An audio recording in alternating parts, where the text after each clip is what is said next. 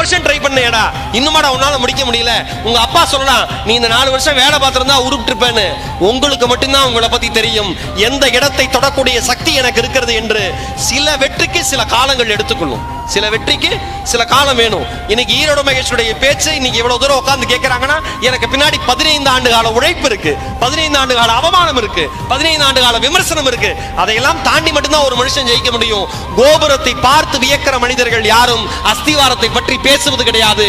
அஸ்திவாரத்தை பற்றி நினைப்பவன் மட்டும்தான் கோபுரம் வளர்ப்பதற்கு தகுதியானவன் என்பதை இங்க இருக்கிற அத்தனை பேரும் மனதிலே தெளிவாக பதிய வைத்துக் கொள்ளுங்கள்.